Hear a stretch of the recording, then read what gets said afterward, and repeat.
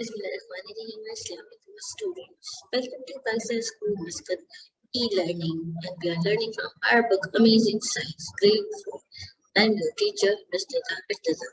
Welcome to the science class, students. This is a continuation of unit number 8, sounds. First of all, we'll review our lesson and do today's work is about question number 4. Choose the correct option in notebook.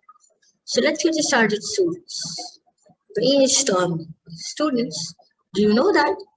How much far does moon is from the earth? Yes, you are right. It is 384,000 kilometers away from the earth. So student, now you know that what is sound. Every day you are listening to lots of sound around you, right? The chopping of bird, the clicking of door, the beating of drum, all things which make a sound have one thing in common, they shake. Every sound that we hear is caused by something shaking. Things which produce sound make the air shake back and forth very fast. These shaking movements are called vibrations. So students, sound is a form of energy. It may cause or it always comes from a vibrating source. Sound travels in invisible waves. We cannot see sound, but a sound vibrations when tiny particles of the air bump into each other. So when this happens, the particles are first pressed together and then stay spread apart or expand again. Each particle passes its energy to the particle next to it. In this way, vibrations are passed from molecule to molecule. We call this movement sound wave. Sound can travel through solid, liquids, and gas, due to which we cannot see, we cannot hear any voices from the sun because there is no air on the space. So, students, we have different instruments for listening to sound. As just now I told you that sound needs material, sound needs matter to travel. Sound can travel through solid, liquid, and gas. We cannot hear any explosion from the sun because there is no air on the space. So that's why without any matter, sound cannot travel. Now, students, when it comes to the reflection of sound.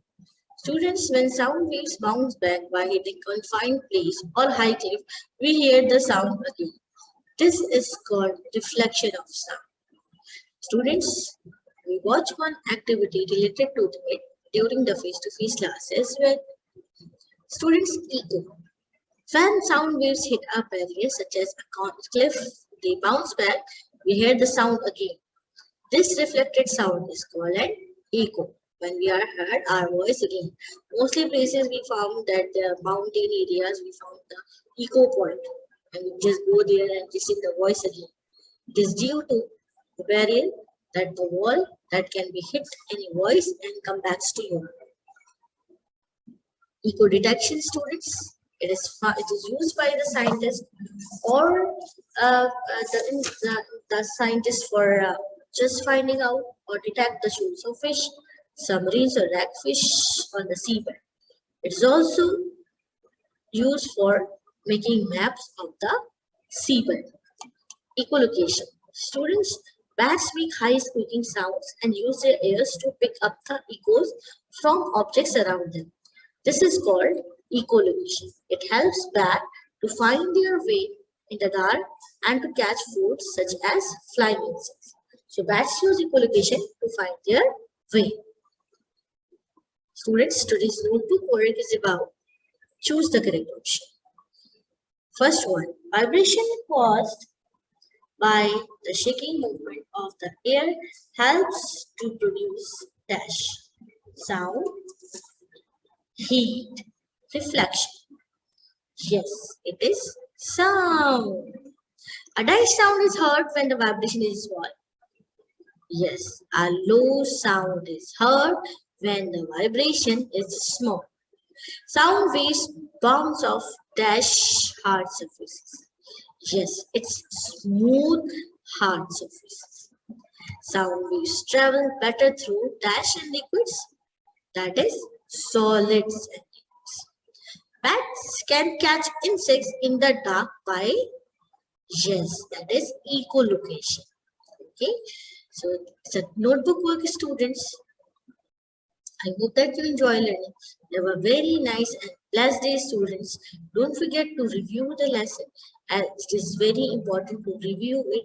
If there is anything which you don't understand, do one thing, that revise it, and please wash your hands once you finish using the gadgets. Salam to everyone.